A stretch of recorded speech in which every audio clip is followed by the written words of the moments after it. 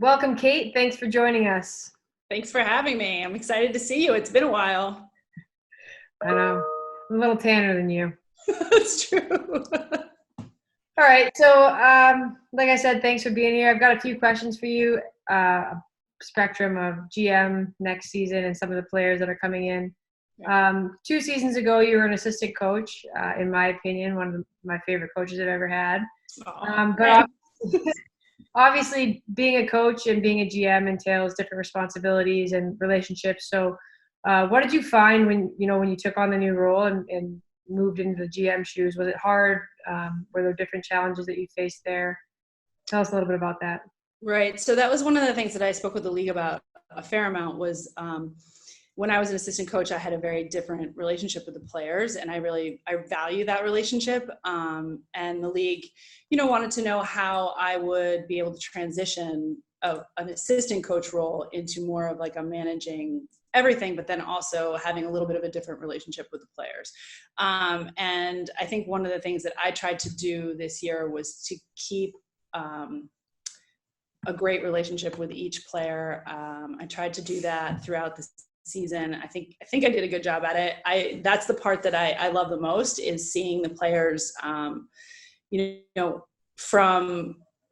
and this one of the things about that's so great about being a GM is you see players from before signing to signing a contract to then getting on the ice. And I remember, and this is embarrassing, and I don't think I've ever told anybody this, but like at our preseason game at LIU, I cried because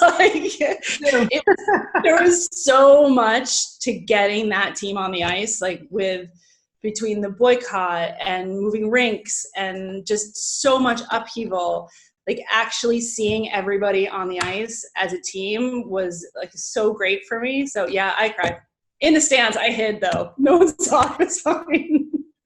So for me being a GM, I love it. Like it's the best because you deal with everything from, someone's blade not being right to corporate sponsorships and talking with your rinks and managing that relationship and working with our season ticket holders who've been amazing and are so supportive and have moved from rink to rink with us. And, this year I'm really looking towards creating a home for them and in New Jersey. And we'll have some more announcements coming out soon about where that's going to be. But,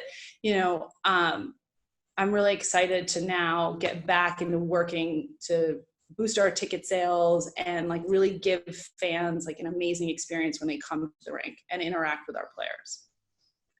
Yeah, you kind of touched on it. Nobody really knew or appreciated, I think, the work and nonstop work that went into not only surviving the off season last year, but then putting a good quality product on the ice, right? And having a good product for fans to watch and for people to engage in and for players to want to show up and compete on the ice.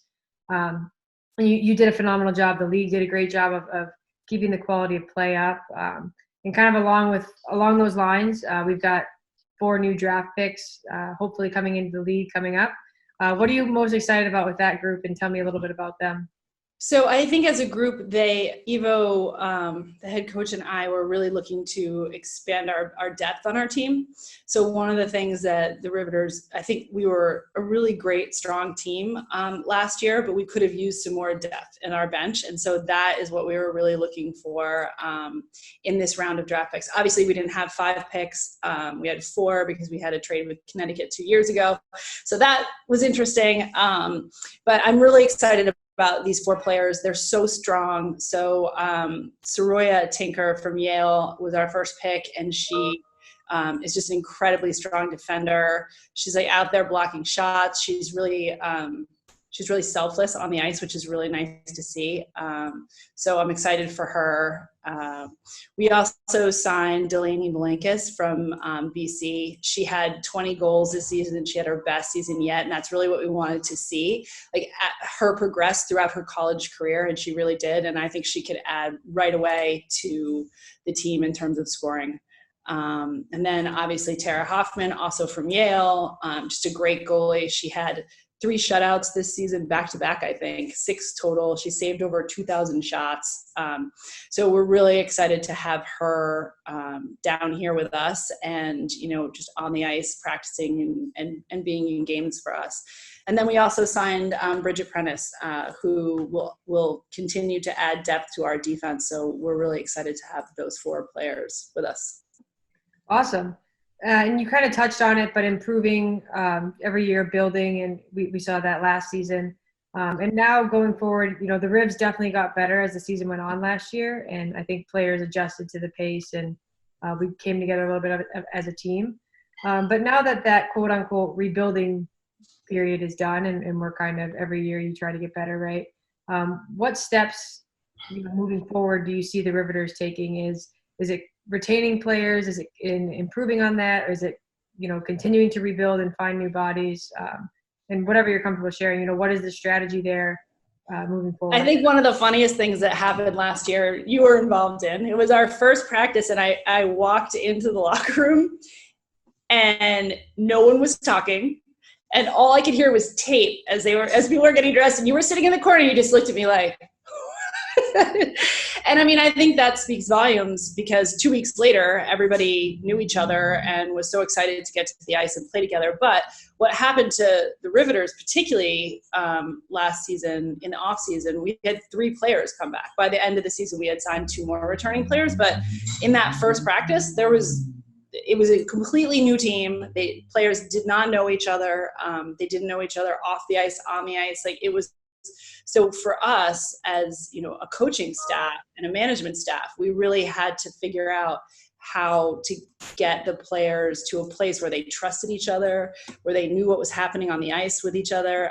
And I think, having signed a core group of players to come back through contract extensions, I really think that we can build, I'm looking forward to building on, the core group of players that we have, and just adding to it, because there's so much strength there. I think adding, like I said before, adding depth is just going to make us that much better. Yeah, it's a great point. I think that was, I definitely remember that. And it's hard because a team is a family, and we've always had a culture within the Riveters organization. And it's just, how do you get people that have never met each other to trust each other instantly?